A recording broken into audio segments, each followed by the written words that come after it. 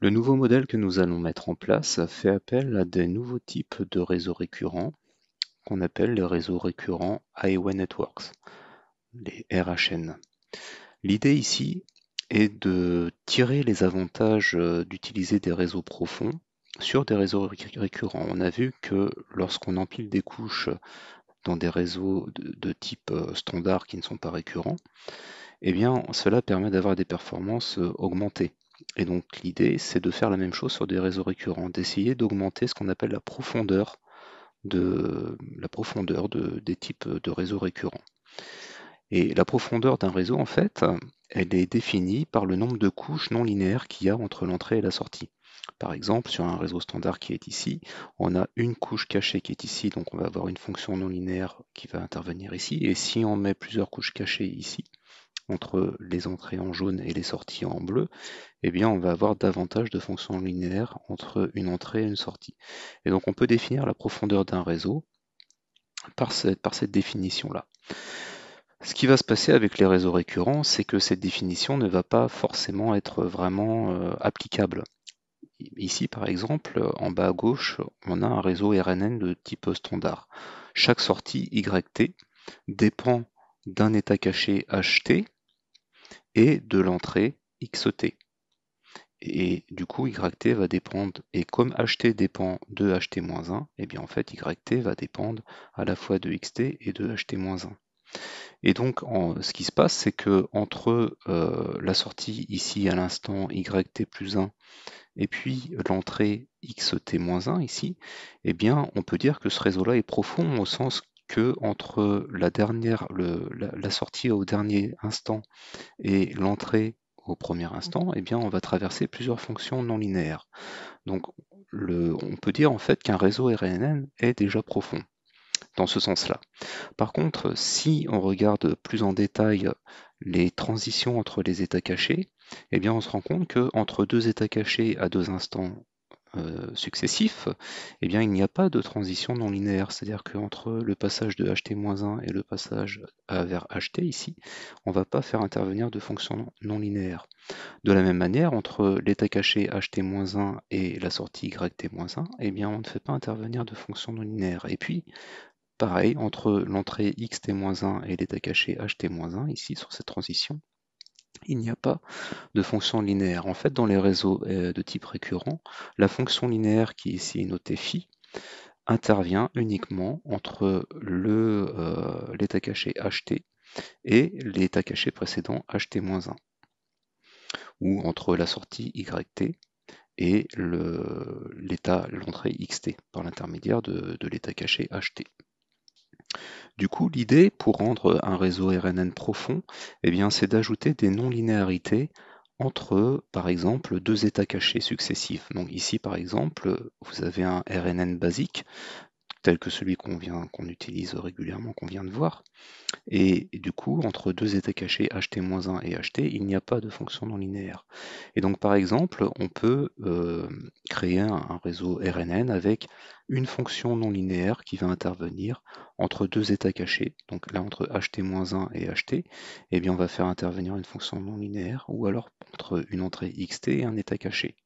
Donc là, on a ajouté une transition non linéaire entre un état caché ht et l'état caché précédent et son entrée précédente.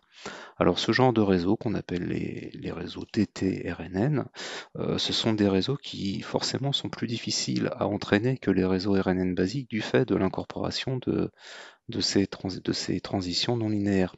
Donc ce qu'on peut faire éventuellement pour améliorer cet entraînement, eh bien, c'est de court-circuiter par exemple l'entrée XT avec l'état caché HT. Auquel cas en fait on va venir sauter la, la transition non linéaire entre xt et ht. Et puis on peut imaginer rajouter également des transitions non linéaires entre un état caché ht et une sortie yt, donc ce qui a été fait ici. Là on parle de dot RNN, et puis bien sûr on peut aussi également imaginer dans les dot RNN venir court-circuiter des transitions pour améliorer l'entraînement.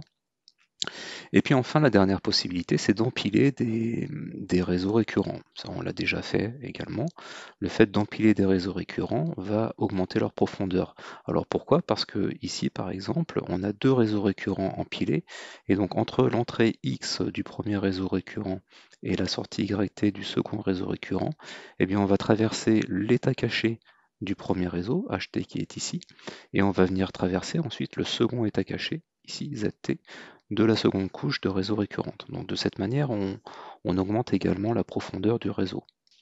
Une autre possibilité qui a été étudiée, c'est d'ajouter des connexions supplémentaires entre chaque état caché, à chaque pas de temps. Donc ici à gauche, on a un réseau RNN basique, et du coup, on voit que les états cachés sont uniquement connectés temporellement entre eux sur chaque couche, en fait. Et l'idée ici, c'est de venir ajouter des transitions entre chacun des états cachés des différentes couches. Et ces transitions non linéaires, on va venir leur donner une fonction non linéaire, donc par exemple avec une sigmoïde. Et du coup, comme ça, on va pouvoir, en fait, on va rendre chaque état caché dépendant de tous les autres états cachés précédents, et on va venir les rendre dépendants à travers une fonction non linéaire. Donc ça, c'est ce qu'on appelle les gated feedback RNN. C'est une autre technique qui a été étudiée. Et puis, il y a d'autres techniques qui ont été étudiées, mais là, je vous présente les principales. Alors, parmi toutes ces techniques, on peut se demander, est-ce qu'il faut plutôt privilégier le fait d'ajouter des transitions non linéaires au cœur, entre guillemets, des réseaux de ces manières-là, telles que les DTRNN, DOTRNN, ou est-ce qu'on peut juste empiler les réseaux? Eh bien, si on fait un petit raisonnement, on peut se rendre compte que le fait d'empiler des réseaux RNN apporte moins d'ajout de profondeur que le fait d'ajouter des transitions non linéaires entre les états cachés. Il suffit de regarder une petite représentation graphique. À gauche, vous avez un empilement de réseaux. Donc là, tout en bas, ça c'est un premier réseau RNN, donc c'est la couche L1. Ici, c'est la deuxième couche du réseau récurrent. Ici, c'est la dixième couche du réseau récurrent. Donc là, on a empilé des couches.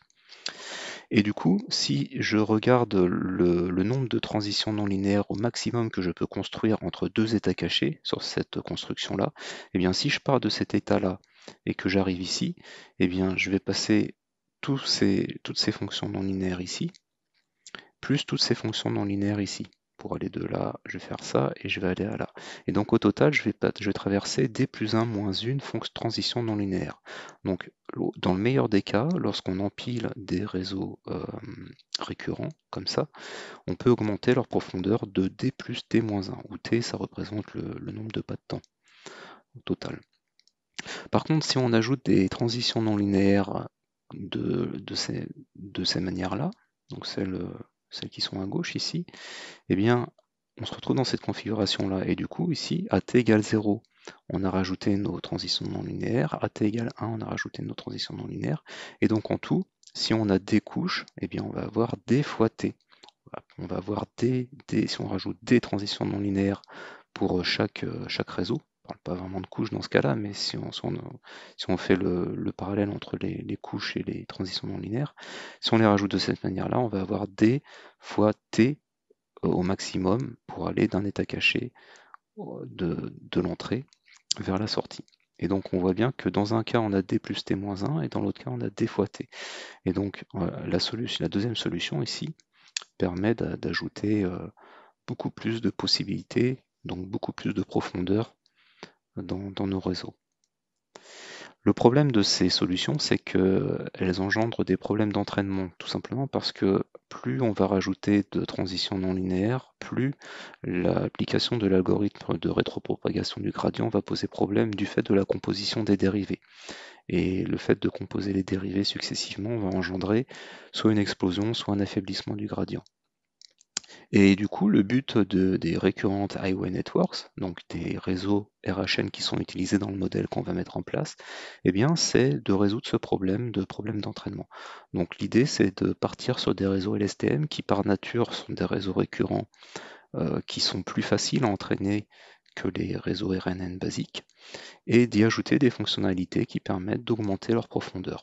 Donc en fait, les réseaux qu'on va étudier là, les réseaux RHN, sont des réseaux basés sur les réseaux LSTM auxquels on vient ajouter les possibilités d'augmenter leur profondeur au sens où on va rajouter des transitions non linéaires tout en gardant leur capacité d'entraînement.